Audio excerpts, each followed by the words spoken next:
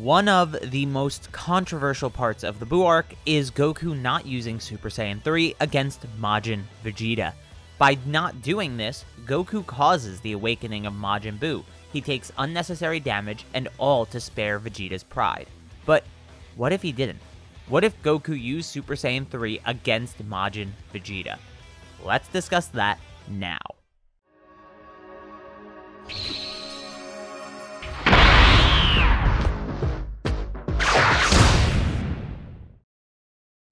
Vegeta had been made aware of the gap that lies between him and Goku. The Yakon fight let Vegeta know that not only was Goku able to surpass the Super Saiyan wall, but his raw power in that form far exceeded Vegeta's own.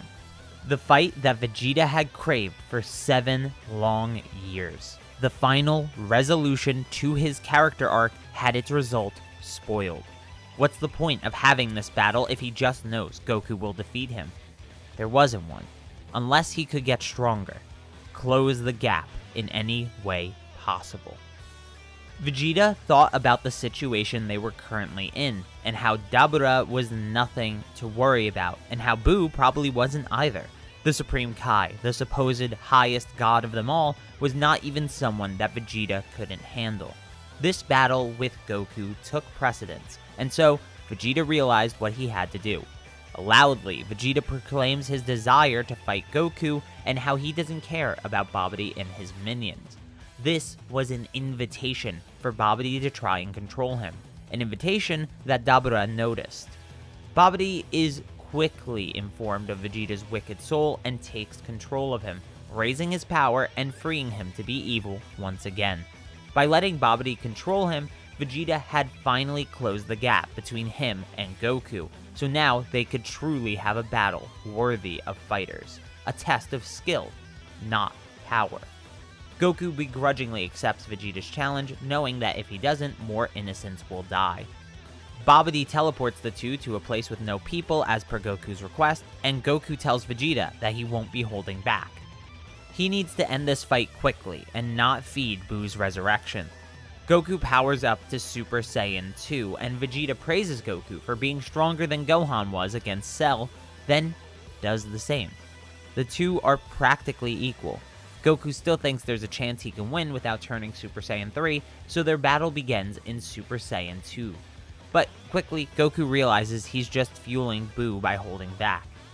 He decides that crushing Vegeta's pride is worth it, and transforms into Super Saiyan 3. Sorry, Vegeta. You don't have a chance of winning this one. Vegeta's expression is one of disbelief. He falls to his knees and slams the ground with his fists. Damn it all! His scream echoes through the wasteland. I trained for 7 hard years. I gave up everything that's changed me on Earth. Every change you caused. And I'm still too weak. Goku looks at the defeated Vegeta, and they both revert to their base forms. Can you break Babidi's control?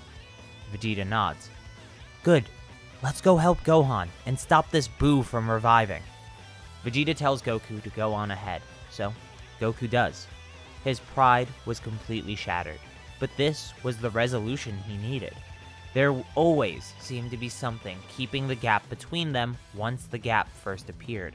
For brief moments, he would be ahead of Goku, but he would always fall far behind shortly after. What makes Goku different?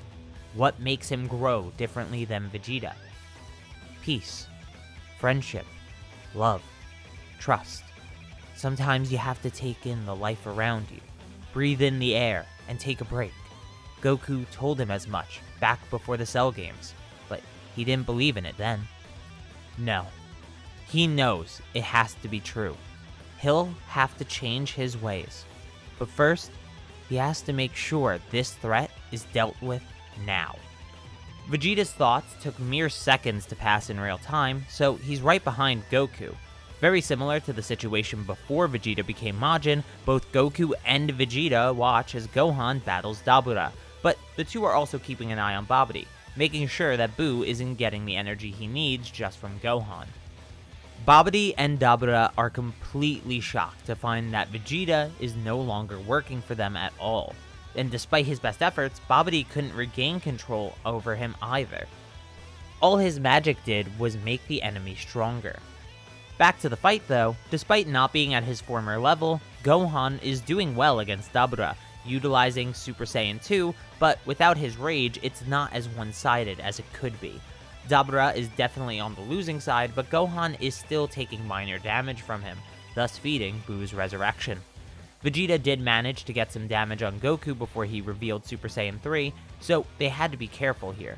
Vegeta tells Goku that if this fight goes on much longer, he'll step in and finish it.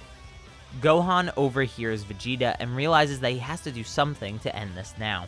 He thinks about getting angry, using the rage he felt so long ago, but he glances over at his father and sees the halo floating above his head. Goku died because Gohan's rage made him arrogant and sadistic. He was drunk on power, and he could never let that happen ever again. Over the past 7 years, his body may have gotten rusty, but his mind has been sharpening. He would outsmart Dabura instead. Gohan flew backwards from the King of the Demon Realm and made an obvious opening for a saliva attack. Just like he did before, he blocks the spit with his glove, the last glove he has at this point. However, this was planned. As he takes off his glove, Gohan flies forward as quick as he can into Dabura, attaching the glove to him. Before Dabura could remove it, the stone transformation spread onto his body, and he was defeated by his own magic. Buu got to 75% completion, but that wouldn't be enough to resurrect him, and even if it were, Supreme Kai takes care of Babidi the minute he can, ending the threat of Majin Buu once and for all. As the dust began to settle, the sky goes dark. Over at Capsule Corp, Bulma and the other Z-Fighters are using the Dragon Balls to revive everyone that died today, so long as they were good person, of course. This brings back all the civilians killed at the World Martial Arts Tournament, and also brings back Kibito, just like in the original story. Shin is extremely happy that Kibito is back with him once again, and he thanks everyone for their aid in this fight. Vegeta apologizes for the trouble he caused, and says he has some reflecting to do. But before he goes, he tells Gohan that this day should be a reminder to him. Never get soft in times of peace. The same words he said at the beginning of the arc are all the more true now. Vegeta flies off, a new understanding and appreciation for his path to getting stronger. An obsession with Goku behind him, it was time he focused on getting stronger for his own sake, and for the sake of his friends and family that he wants to protect. Supreme Kai and Kibito take the sealed Majin Buu with them to the realm of the Kaioshin. Gohan and Goku remain at the site of the battlefield. Goku tells his son that his time has been slightly reduced since he had to use Super Saiyan 3 against Vegeta. Gohan exclaims that he sensed the power while he fought Dabura, but it was only for a moment. Would it really affect Goku's time that much? Goku tells Gohan that he'll check, and so he teleports to fortune teller Baba, and she says he still has 10 hours left. Goku returns to Gohan and tells him the amount of time that remains. Gohan looks his father in the eyes and says, "You don't have to go back." Gohan says Buu proved Goku wrong. All threats don't appear because of him. Threats can pop up at any time, regardless of if he's alive or not.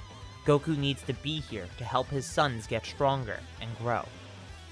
Goku thinks about it for a moment, but ultimately agrees with Gohan. After seeing the fight between Goten and Trunks, he wants to bolster the power of the next generation, and he can't easily do that while being dead.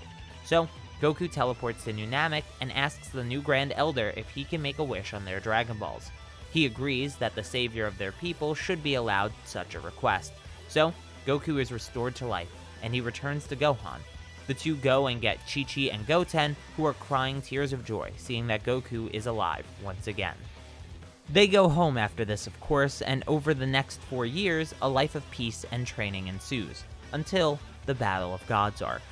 There are very minor changes from here on out, like Gohan not having Ultimate, and Potara would be introduced in the future Trunks arc instead of knowing about it preemptively. But overall, I think the main changes you'll find are in this arc here, so this shouldn't require any more parts. I'm sure you guys will let me know if I need to make more parts in the comments down below. Thanks for watching. Make sure to hit the like button, leave your opinions and counterpoints in the comments down below, and hit subscribe and the notification bell. That way you get to stay up to date on the channel and everything that goes on with it. If you're interested, please check out the merch store to support the channel in another way that gives you something in return. But till next time, peace!